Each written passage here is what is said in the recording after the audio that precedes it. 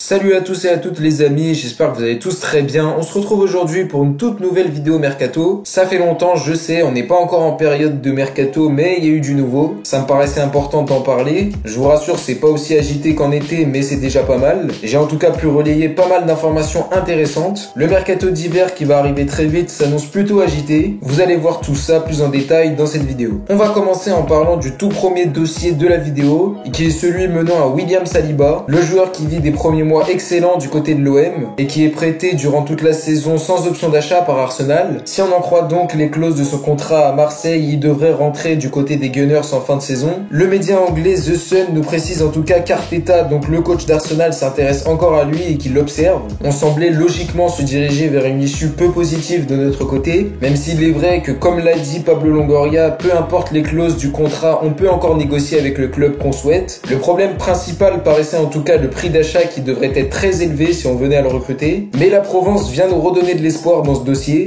car oui, si on en croit les informations de ce journal, Saliba ne serait plus vraiment intéressé à l'idée de retourner à Arsenal en fin de saison. Le joueur se poserait beaucoup de questions à propos de la pertinence du projet sportif proposé par le club anglais. Selon cette source, il pourrait même forcer son départ en fin de saison, et donc finalement rester à l'OM. Il est sûr que si jamais ça venait à se réaliser, ce serait un énorme coup de la part de l'OM, mais aussi une énorme désillusion pour Arsenal, qui pour rappel l'a recruté en été 2019, mais qui pour l'instant ne l'a jamais vu jouer sous ses propres couleurs. Pour ma part, je préfère rester pessimiste, même si le dossier ne paraît pas si impossible qu'il en avait l'air. On va passer maintenant au deuxième gunner qui est prêté du côté de l'OM, et donc Matteo Guendouzi. C'est un cas fortement similaire à celui de Saliba. Il est prêté par Arsenal avec une option d'achat automatique à 11 millions d'euros si jamais le club venait à se maintenir. Il réalise lui aussi de très bons premiers mois sous les couleurs olympiennes et devrait normalement voir son option levée. Sa situation à elle semblait moins floue que celle à Saliba, mais c'est bien Foot Mercato qui nous apprend qu'un club serait intéressé à l'idée de le recruter juste après que l'OM ait levé l'option d'achat donc. Ce club serait bel et bien Newcastle. Comme on le sait tous, les Magpies, actuellement 19e de Première Ligue, se sont vus rachetés par des investisseurs saoudiens et sont donc maintenant le club le plus riche au monde, rien que ça. Le milieu de terrain français a en tout cas gardé une belle cote du côté de l'Angleterre après son passage à Arsenal plutôt mitigé mais convaincant. Le joueur en tout cas se sent bien à l'OM et souhaiterait s'éterniser si on en croit certaines sources, même si aucun joueur n'est réellement intransférable. Tout dépendra je pense du prix proposé, à voir l'évolution du dossier. On va parler maintenant d'un autre milieu de terrain marseillais qui n'est d'autre que Boubacar Kamara. Comme on le sait tous, le contrat du joueur se termine en fin de saison. Il n'a toujours pas prolongé et garde une grosse cote sur le marché. Certains clubs vont sûrement essayer de le recruter libre. C'est en ce sens que certaines sources nous apprennent que des clubs comme le Barça et le Bayern Munich sont intéressés, mais on n'a franchement pas beaucoup d'autres informations. Mais le journaliste italien Gianluca Di Marzio nous apprend qu'il y a un club qui se démarque des autres et qui semble tenir la corde pour recruter Kamara librement. Et il s'agirait de l'AC Milan, qui aurait déjà entamé les discussions avec le joueur et qui pourrait, contrairement à d'autres grosses écuries européennes, proposer un temps de jeu convenable à Kamara, en tout cas beaucoup plus conséquent je pense. C'est pourquoi le club italien fait figure de gros favori, c'est en tout cas mon avis personnel,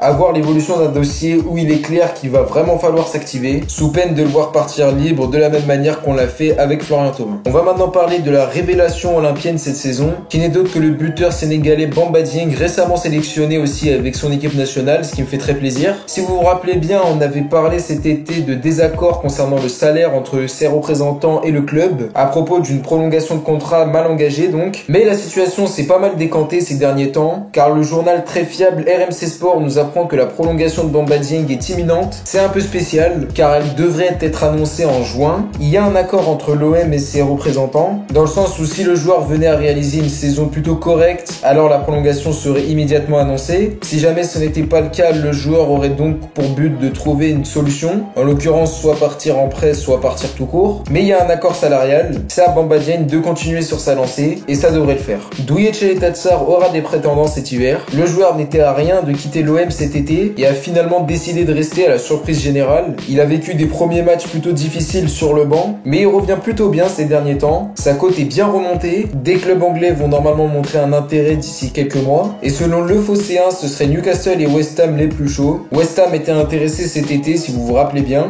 Les Hammers sont en tout cas pour l'instant 3e de Première Ligue et affichent un visage séduisant depuis le début de saison, tandis qu'on a déjà parlé du cas Newcastle qui a une fortune colossale. C'est des concurrents de poids qui vont pas hésiter à mettre de l'argent. Il est donc tout à fait possible de voir le défenseur croate plier bagage dès cet hiver, à voir si une offre satisfaisante arrivera ou pas. Pour terminer cette vidéo, on va parler des nouvelles pistes qui ont fait surface, et la première mène à Alexis Sanchez, le buteur chilien, un joueur qui est déjà très connu et qui est passé dans des clubs comme Manchester United ou le Barça. Il a 32 ans et a beaucoup d'expérience au haut niveau. Sampaoli l'a eu sous ses ordres avec le Chili et aurait pour ambition de le faire signer à l'OM si on en croit les informations de Foot01. Le joueur joue aujourd'hui du côté de l'Inter Milan et a du mal. Il n'a inscrit qu'un but en 10 matchs, toutes compétitions confondues. Sampaoli aimerait le relancer et il le connaît bien, donc ça c'est un paramètre aussi important. Son arrivée pourrait en tout cas nous aider en attaque et régler tous les problèmes d'inefficacité auxquels on a pu faire face couramment. À voir en tout cas si financièrement l'opération est faisable. Le joueur a un salaire d'environ 6 millions d'euros. Tout ça pour dire que si Longoria veut vraiment recruter ce joueur, va falloir mettre la main à la poche, à voir l'évolution du dossier qui semble pour l'instant compliqué, à moins bien sûr que des ventes aient lieu.